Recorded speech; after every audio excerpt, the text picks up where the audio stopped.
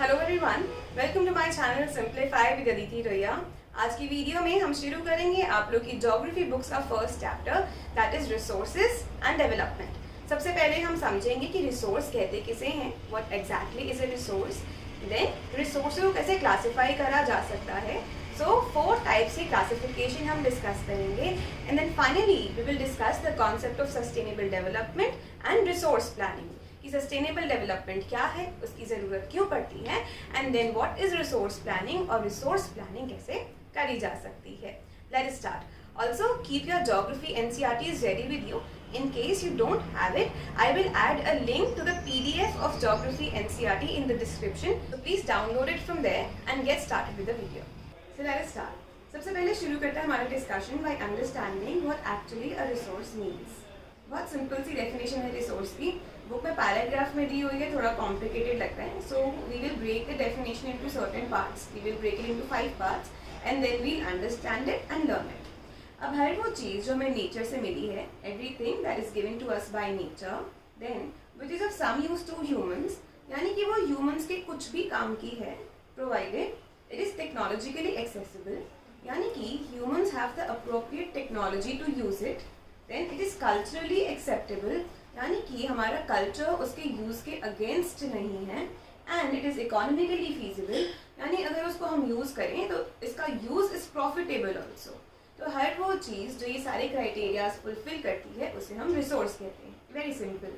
तो the 5 parts of the definition are everything that is given to us by nature, first it is of some use to humans, second then it should be technologically accessible, means we should have the required technology to use it, then it is culturally acceptable and it is economically feasible, is termed as a resource.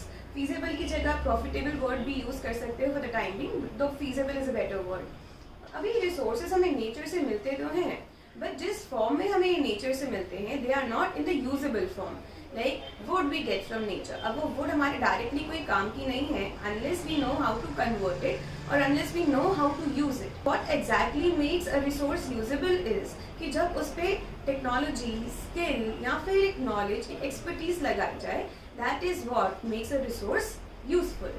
That is why we say कि जो humans की technology है, skill है, क्योंकि ये skill और technology के कारण ही या ह्यूमंस की नॉलेज के कारण ही ये रिसोर्सेज यूजफुल होती हैं, humans are also considered a resource and we call them human resource.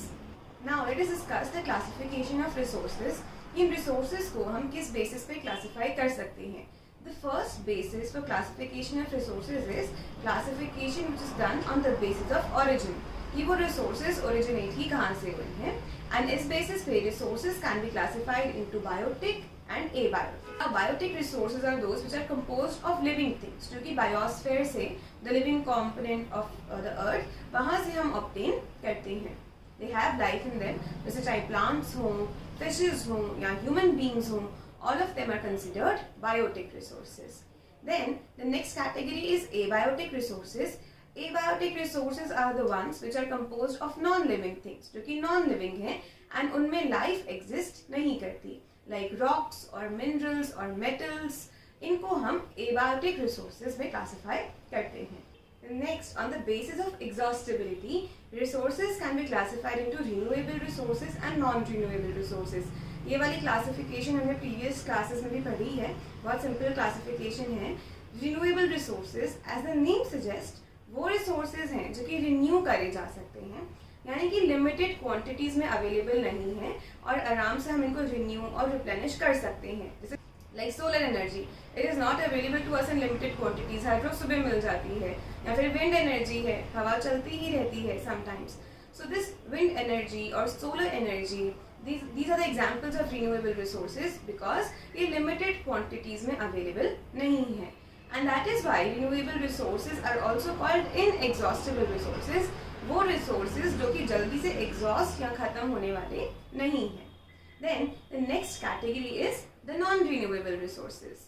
ये वो resources हैं जिनको renew या replenish नहीं करा जा सकता and it take millions of years to form. तो अगर आज खत्म हो जाए तो कोई गारंटी नहीं है कि फ्यूचर में कब मिलेंगे, हो सकता है हजारों सालों बाद फिर से मिल जाए, बट हम उनको तुरंत रिप्रोड्यूस नहीं कर सकते. They are the non-renewable resources and they are also called exhaustible resources. यानी वो जो एग्जॉस्ट हो सकते हैं, जो खत्म हो सकते हैं। इसका परफेक्ट एग्जाम्पल है फॉसिल फ्यूल्स, जैसे कोल है या पेट्रोल है। तभी आज के टाइम पे हमारी गवर्नमेंट्स जो हैं या इन्वायरमेंटलिस्ट जो हैं वो इनके यूज़ की जगह पे ऑल्टरनेटिव सोर्स ऑफ एनर्जी को सजेस्ट करते हैं, सो दैट हमारी जो डिपेंडेंस है नॉन रिन्यूएबल रिसोर्सेज पे वो कम हो जाए एंड रिन्यूएबल रिसोर्सेज को हम ज़्यादा यूज़ करने लगे। एंड दैट इज़ वाई आज के टाइम पे different technological changes are also taking place, technology में डेवलपमेंट करी जाती है, सो दैट ये जो रिन्यूएबल रिसोर्सेज हैं हम इनके यूज़ को और बढ़ा सकें। Then the next category of resources is classification of resources on the basis of ownership. And in this category, resources can be classified into 4 different categories. The first one is individual resources. वो resources जो कि individual own करता है privately.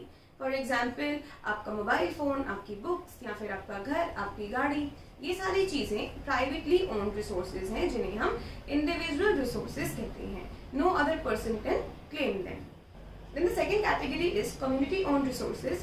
ये वो resources हैं जो कि एक full community claim कर सकती है या फिर उस सोसाइटी में रहने वाली हर इंसान के पास इन resources के ऊपर rights होते हैं। फॉर एग्जाम्पल आपके एरिया में अगर कोई पार्क है तो आपकी सोसाइटी का हर इंसान उस पार्क को यूज कर सकता है, या फिर कोई टेम्पल है या जैसे विलेजेस में वेल्स हैं।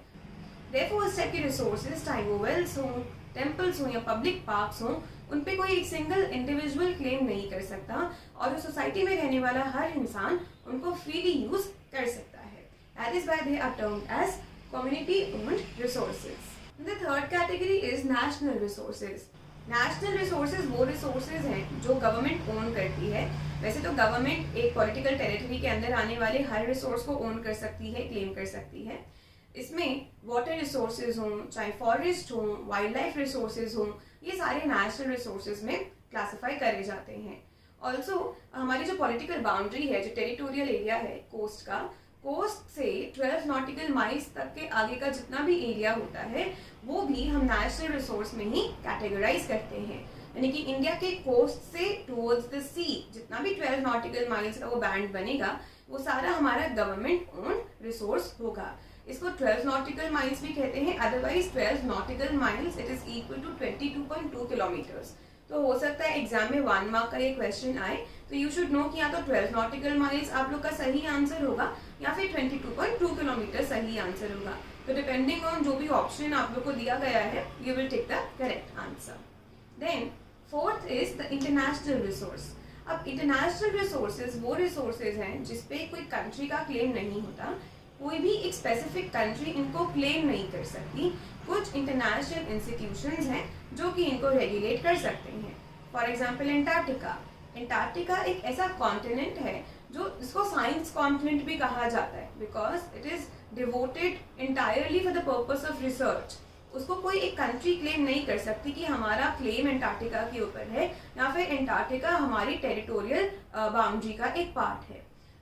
ऐसे रिसोर्सेज जो कोई एक पर्टिकुलर कंट्री को बिलोंग नहीं करते, they are termed as international resources. The next classification of resources is on the basis of their status of development, कि अभी वो resources कितने developed हैं या फिर उनके use का क्या current status है। The first category is the potential resources. ये वो resources हैं जिनके बारे में humans को पता तो है कि इनको कैसे use करना है, but for some reason they are not being used at present. हो सकता है कि फाइनेंशियली वो feasible नहीं हो उनको यूज़ करना। जैसे इंडिया के केस में भी नो कि इंडिया का जितना भी वेस्टर्न फ्रंटियर्स हैं, राजस्थान है, गुजरात है, वहाँ पे सोलर एनर्जी और विंड एनर्जी का बहुत स्कोप है, लेकिन क्योंकि वो शायद इकोनॉमिकली फीजिबल नहीं है, फाइनेंशियली पॉसिबल नहीं है या फिर महंगा पड़ेगा, दैट इज वाई उसको हम करंटली यूज नहीं कर रहे हैं। सो ऐसे resources which are found in a region but they have not been used और they have not been utilized, उनको हम पोटेंशियल रिसोर्सेज कहते हैं। Then second category is developed resources.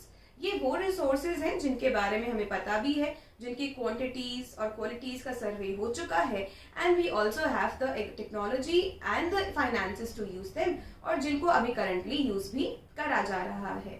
तो they are called developed resources. The third category is the reserves. ये वो resources हैं जो अवेलेबल भी हैं और जिनको यूज करने की टेक्नोलॉजी भी हमारे पास अवेलेबल है, लेकिन उनको इसीलिए यूज नहीं किया जा रहा सो दैट उनको फ्यूचर रिक्वायरमेंट्स मीट करने के लिए यूज किया जा सके। So they are not being used at present, लेकिन उनको फ्यूचर के लिए या फ्यूचर जनरेशन्स के लिए बचा के रखा जा रहा है, उसे हम रिजर्व्स कहते हैं। Then the fourth category is the stock. अब ये वो रिसोर्सेज हैं जिनके बारे में हमें पता तो है कि ये ह्यूमंस के काम आ सकते हैं, बट उन रिसोर्सेज को यूज करने के लिए अप्रोप्रिएट टेक्नोलॉजी ही अवेलेबल नहीं है। इसका एग्जाम्पल हो सकता है जैसे जब थंडर होता है, आंधी तूफान आता है और आसमान में जो बिजली कड़कती है। अब कहते हैं कि वो जो बिजली कड़कती है, जो लाइटनिंग होती है, it has a lot of energy, लेकिन अभी ह्यूमन बींग्स के पास अप्रोप्रिएट टेक्नोलॉजी नहीं है कि हम उस लाइटनिंग को स्टोर कर सकें और यूज कर सकें। सो वो एक स्टॉक की कैटेगरी में आ सकता है कि वी नो दैट उसके अंदर बहुत एनर्जी है और वो ह्यूमंस के बहुत काम आ सकता है, वो लाइटनिंग की जो एक स्ट्रोक होती है, but because we do not have the technology to save it और to store it right now, हम उसको यूज नहीं कर पा रहे हैं। So these resources are put under the category of stock. Now the next topic that we are going to discuss is the need for sustainable development and resource planning. कि sustainable development की ज़रूरत ही क्या है। Sustainable development का basic meaning हम लोग ने इकोनॉमिक्स के चैप्टर 1 में भी डिस्कस किया था। सस्टेनेबल डेवलपमेंट सिंपली मीन्स कि ऐसी डेवलपमेंट जो कि एनवायरनमेंट को हार्म ना करे और जो फ्यूचर जनरेशन्स की नीड्स को ध्यान में रख के करी जाए, उसे हम सस्टेनेबल डेवलपमेंट कहते हैं। सस्टेनेबल डेवलपमेंट के कॉन्सेप्ट की नीड ही क्यों अराइज होती है? So the simple answer is because of human activities. Human की एक्टिविटीज के बहुत सारे रिजल्ट्स ऐसे हैं जिसके कारण आज के टाइम पे हम सस्टेनेबल डेवलपमेंट की बात करते हैं, एंड देयरफॉर रिसोर्स प्लानिंग का जो कॉन्सेप्ट है उसकी ज़रूरत पड़ती है। ह्यूमन बींग्स की एक्टिविटी से कारण सबसे पहले एक तो डिप्लीशन ऑफ रिसोर्सेज हुआ है। बहुत सारे रिसोर्सेज हैं जो अब डिप्लीट होते जा रहे हैं और ऑलरेडी डेंजर लेवल पे आ चुके हैं, यानी कि बहुत ही लिमिटेड क्वांटिटीज़ में अब अवेलेबल हैं, एंड हमें नहीं पता कि अगर वो आज ख़त्म हो जाए तो फ्यूचर में हमें वो कब रिसोर्सेज मिलेंगे। So the first bad effect of human activities is the depletion of resources. The second is accumulation of resources in few hands. हमारी सोसाइटी ऑलरेडी रिच और पुअर में डिवाइडेड है। ऑल्सो ह्यूमन एक्टिविटी से कारण ये जो rich और poor का गैप है, या हैव्स और हैव नॉट्स का जो गैप है, वो बढ़ता जा रहा है। Rich are getting richer by accumulating all those resources, and poor are getting poorer क्योंकि वो उन रिसोर्सेज को इकट्ठा नहीं कर पाते या फिर यूज नहीं कर पाते। And the third is the global ecological crisis, कि आज के टाइम पे रिसोर्सेज के इनडिस्क्रिमिनेट यूज के कारण हमारा जो इन्वायरमेंट का बैलेंस है वो बिगड़ता जा रहा है। जो पोल्यूशन लेवल्स हैं वो बढ़ते जा रहे हैं, सॉइल की डिग्रेडेशन, लैंड की degradation and what not. all of this or all of the human activities have led to an imbalance in the environment, and that is why आज के टाइम पे सस्टेनेबल डेवलपमेंट का concept बहुत ज़रूरी है, जिसके लिए हम रिसोर्स प्लानिंग समझते हैं। Now what exactly is resource planning? अब इंडिया जैसी कंट्री में resource planning is something which is very important. India में रिसोर्सेज तो बहुत सारे हैं, बट वो रिसोर्सेज अनइवनली डिस्ट्रीब्यूटेड हैं। लाइक हमारे यहाँ कुछ स्टेट्स हैं जहाँ पे मिनरल्स और फॉसिल फ्यूल्स बहुत ज़्यादा अवेलेबल हैं, बट यहाँ पे इंफ्रास्ट्रक्चर या टेक्नोलॉजी इतनी डेवलप नहीं है। फिर कुछ एरियाज जैसे राजस्थान वगैरह हैं, वहाँ पे सोलर एनर्जी और विंड एनर्जी का तो बहुत स्कोप है, बट वहाँ वाटर रिसोर्सेज की डेफिशिएंसी है। ऐसे एक सिनेरियो में जहाँ पे रिसोर्सेज एक बैलेंस्ड वे में अवेलेबल नहीं है, या एक इम्बैलेंस है रिसोर्सेज के डिस्ट्रीब्यूशन में, वहाँ resource planning comes into play. Resource planning एक बहुत इंपॉर्टेंट कॉन्सेप्ट बन जाता है। रिसोर्स प्लानिंग के 3 बेसिक स्टेप्स हैं। ये 3 मार्क का क्वेश्चन है कि what is resource planning and how can it be done, so अच्छे से समझ लीजिए इसको। रिसोर्स प्लानिंग के 3 स्टेप्स हैं। पहला is identification and inventory of resources, यानी कि सबसे पहले हमें ज़रूरत है आइडेंटिफाई करने की कि कहाँ पे कौन से रिसोर्सेज अवेलेबल हैं, वो कितनी क्वांटिटीज़ में अवेलेबल हैं, और क्या वहाँ से उनको एक्सट्रैक्ट करना फीजिबल या प्रॉफिटेबल होगा कि नहीं। तो the first step is identification of resources, mapping of resources, ये देखना कि कहाँ पे क्या पर्टिकुलर रिसोर्स अवेलेबल है। And then second is evolving a structure endowed with skill and technology, यानी कि रिसोर्स को आइडेंटिफाई करने के बाद एक ऐसा इंफ्रास्ट्रक्चर सेटअप करना, या ये देखना कि क्या उस रिसोर्स को यूज करने के लिए हमारे पास रिक्वायर्ड टेक्नोलॉजी है कि नहीं, स्किल है कि नहीं। बेसिकली रिसोर्स को यूज करने के लिए प्लान करना कि इस रिसोर्स को कैसे यूज किया जा सकता है। And the third is matching the resource development plan with the national development plan, कि कि अगर हमारी गवर्नमेंट उस रिसोर्स को यूज कर भी रही है तो वो गवर्नमेंट के जो नेशनल प्लान्स हैं उनके साथ उस रिसोर्स डेवलपमेंट प्लान को मैच करना। लाइक हमारी गवर्नमेंट के हर साल अलग अलग एम्स होते हैं। Sometimes they are focus more towards industrial development, sometimes उनका ध्यान ज़्यादा एग्रीकल्चरल डेवलपमेंट के टुवर्ड्स होता है। सो डिपेंडिंग ऑन कि गवर्नमेंट का उस पर्टिकुलर रिसोर्स या उस पर्टिकुलर इंडस्ट्री के लिए क्या बजट की एलोकेशन है, तो उसके लिए उसके अकॉर्डिंग हम उस रिसोर्स डेवलपमेंट प्लान को नेशनल डेवलपमेंट प्लान के साथ मैच कर सकते हैं। So these are the 3 basic processes जो कि रिसोर्स प्लानिंग में इन्वॉल्व होते हैं। So that was it for this video. In the next video, we'll be covering the portion of land resources. कि land resources क्या है, what is land use pattern, and land का degradation कैसे हो रहा। Also, for the complete playlist of this chapter, please click here. And if you haven't yet subscribed to my channel, please click here.